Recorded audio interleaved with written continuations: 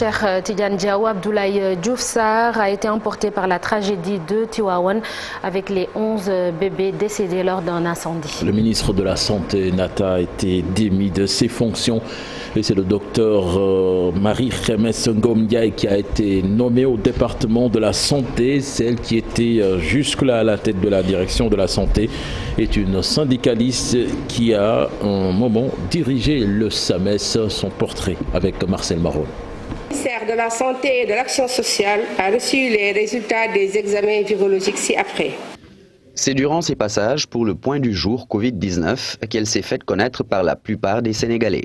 Mais c'est à Thiès que Marie-Khemesse Ndiaye a fourbi ses armes dans le secteur de la santé. Elle a été médecin-chef adjoint au district sanitaire de la Cité du Rail, au centre de santé 10e. Après près d'une décennie, Marie-Khemesse est affectée au niveau central pour être dans le bureau de suivi des activités du district.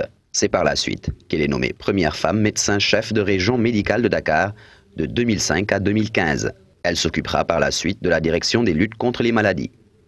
C'est en 2017 qu'elle prend les rênes de la direction de la santé, une première pour une femme à occuper ce poste également. Le docteur Marie-Khemesse Ngom Ndiaye est également une grande syndicaliste. C'est en 1992 qu'elle intègre le syndicat autonome des médecins du Sénégal. Elle en devient le secrétaire général de 2006 à 2011. Elle va hériter désormais d'un département où les fronts sont ouverts de partout. Et puis le procureur général du tribunal de grande instance de Thiès annonce que la justice sera implacable sur cette affaire, cher Tidiane. Abdoulaye Ba, qui a fait face à la presse hier, soutient que l'enquête suit son cours pour connaître l'origine de l'incendie. Je propose de l'écouter au micro de Cheikh Anta Diop. Que cependant, il y a à préciser qu'à ce stade de l'enquête, où il n'y a que des constatations matérielles qui sont en cours d'être relevées par des éléments de la police scientifique et technique de la DIC, qui a eu à travailler avec le commissariat urbain de Tivaouane en opération combinée, nous ne pouvons pas pour le moment, ou bien ce serait trop prématuré pour nous aujourd'hui, de se prononcer sur les causes réelles de cet incendie, sauf à attendre la clôture de l'enquête. Bien évidemment, nous sommes des juristes, des maîtres de poursuite, nous sommes tenus par une obligation. Mais ce qu'il faut dire avec certitude, c'est que quand l'information a été portée à notre niveau par le délégué du procureur hier nuit à 23h00, nous n'avions ménagé aucun effort. On s'est déplacé rapidement pour faire un transport sur les lieux, venir travailler avec le commissaire Diédhiou, d'ailleurs que je félicite, parce qu'il est en train de faire un excellent travail. On s'est déplacé pour venir faire les constatations d'usage, pour vous montrer ô combien on accorde un intérêt particulier à ce drame. C'est ainsi que la justice s'est autosaisie. Et je vous assure que la justice sera implacable, je dois dire, implacable, et je précise, avec toute personne dont la responsabilité se trouverait être engagée. Voilà grosso modo ce qu'on peut vous dire actuellement en attendant la clôture de l'enquête qui est en train de suivre son cours. D'ailleurs, hier, le commissaire Diédhiou a procédé à des auditions. 6 personnes ont été déjà entendues. Ils sont en cours d'enquête. Comme l'enquête est secrète, nous sommes tenus. Vous venez donc de suivre Abdoulaye Ba, le procureur près le tribunal de grande instance de Thiès, cher Tidiane. Et puis Nata, toujours à propos de ce drame à l'hôpital Mame Abdoulaziz Sy, selon un des témoins de l'incendie, il n'y avait personne dans la salle qui abrite le service de néonatologie. On en croire l'homme, c'est un des témoins qui a défoncé la porte pour tenter de secourir les nouveau-nés, mais en vain. Vous l'entendrez certainement dans le journal en Wolof. Et puis retenez que le chef de l'État est attendu à Tivaouane cet après-midi à son retour de voyage de Malabo, où il a pris part au sommet extraordinaire de l'Union africaine. Nous parlons de toute autre chose avec un nouveau drame en ville. Une femme morte quelque temps après avoir sauté du haut de l'immeuble abritant le siège de la SGBS à l'avenue Rome. Elle est tombée de l'autre côté du bâtiment. Selon Libération Online qui a donné l'information, les éléments du GMI donc, qui étaient en face de la banque ont escaladé le mur pour la secourir. A noter que la voiture de la dame est égarée juste devant la porte d'entrée réservée au personnel de la banque. Une enquête est ouverte pour connaître les circonstances exactes de ce qui appelait un suicide donc, de cette dame nommée Madame Koulibaly. Nous y reviendrons certainement dans nos prochaines éditions. Retenez également que le khalife général des Mourides est en visite à Dakar. Serigne Mountakha Mbacké donc sera dans la capitale pour une durée de 72 heures à partir d'aujourd'hui. Il va diriger la prière du vendredi à la grande mosquée à Massalikoul à Djinan, Sornanata. Et on parle d'autre chose, cher Tidiane Dia, au sport. La conférence de presse d'Ayoun Cissé annulée pour cause de deuil national. Voilà la liste des joueurs sélectionnés pour la première et la deuxième journée des éliminatoires de la Coupe d'Afrique des Nations 2023. Donc sera publiée sur le site de la Fédération sénégalaise de football. Ce sera à partir de 11h.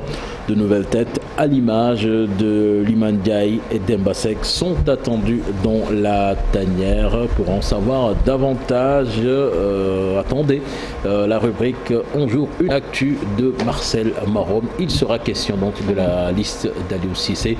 Ce sera dans à peu près une demi-heure. Exactement. Merci beaucoup, cher Tidiane Diaw. Vous l'avez dit, Marcel Farba Maroun va nous parler sport dans la rubrique Un jour un chiffre, un jour une actu. Et retenez qu'un jour au Sénégal, petite leçon d'histoire, on va parler de Majmoud Diop. N'oubliez pas la météo avec Oummi Samba et dans la deuxième partie, Souleymane Niang sera là pour la chronique. Il va s'intéresser au prix des denrées de première nécessité surtout. Et dans la seconde partie, toujours, on aura comme invité Cheikh Oumar Sakho. Il est ingénieur en génie civil. On évoquera, vous l'avez deviné, ce drame survenu à Tivaouane. Tout de suite, l'actualité internationale avec Ibou Diouf.